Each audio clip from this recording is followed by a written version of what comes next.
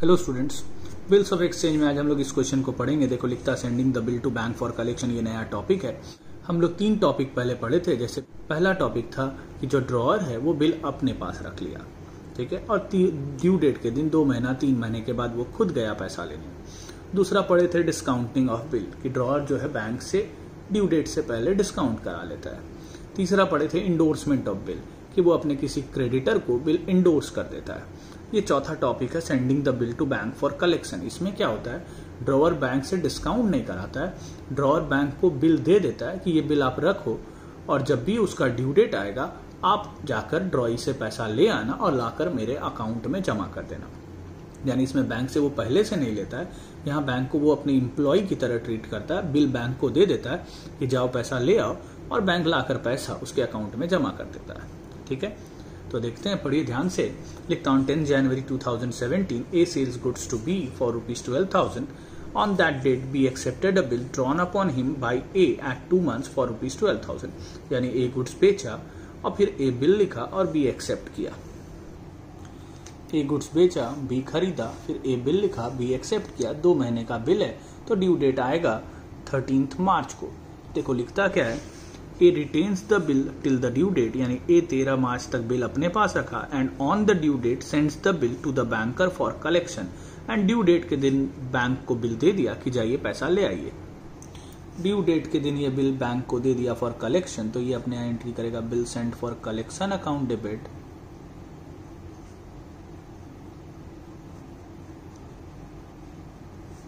To BR account. ये bill दे दिया बैंक को फॉर कलेक्शन, करेगा bill send for collection to BR। लेकिन इसको इन सब बातों से कोई लेना देना नहीं है, इसके लिए इसका कोई एंट्री नहीं होगा। अब बैंक जाएगा पैसा लेने और B पैसा दे दिया। लिखता है the bill was duly met on maturity. तो बैंक गया इससे पैसा लेने और ये पैसा दे दिया। इसको फर्क नहीं पड़ता पैसा लेने कौन आया, ये अपने BP का पैसा देता है। इसके एंट्री होगा BP टू कैश। चाहे पैसा लेने A जाए या बैंक जाए, इसको कोई फर्क नहीं पड़ता है। तो इसके यहाँ हो जाएगा एंट्री BP टू कैश। अब बैंक को पैसा मिल गया और बैंक क्या करेगा, बैंक कलेक्ट करके A के अकाउंट में जमा करेगा। तो बैंक इसके अकाउंट में जमा करेगा तो इसका बैंक बढ़ेगा, तो ये करेगा bank account debit to bill send for collection account. यानी जो बिल सेंड फॉर कलेक्शन यहाँ डेबिट किया था, अब पैसा इसके अकाउंट में जमा हो गया तो इसको क्रेडिट करके कैंसिल कर देगा, ठीक है। तो ये एक नया टॉपिक था, ध्यान रखिएगा।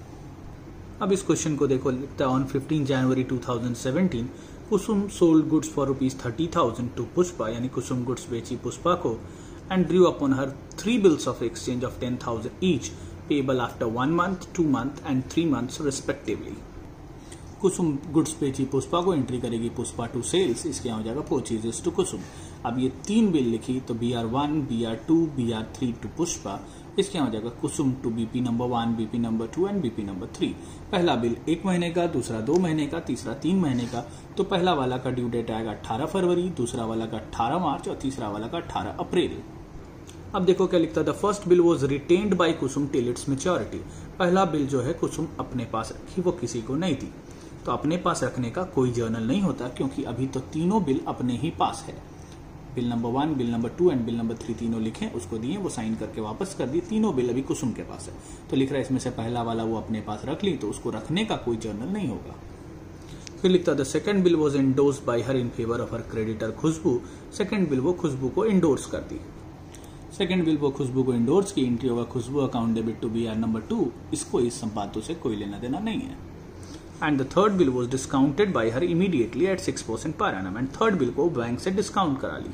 थर्ड बिल को वो बैंक से डिस्काउंट कराई, एंट्री होगा bank account debit discount on bill account debit to BR number 3। 10,000 का बिल है, 6% डिस्काउंट है 3 महीने के लिए। तो हम लोग कैलकुलेट करेंगे 10,000 का 6% 3 महीने के लिए, क्योंकि 3 महीना अभी बाकी है तो 3 महीने का डिस्काउंट निकलेगा। तो डिस्काउंट आया 150।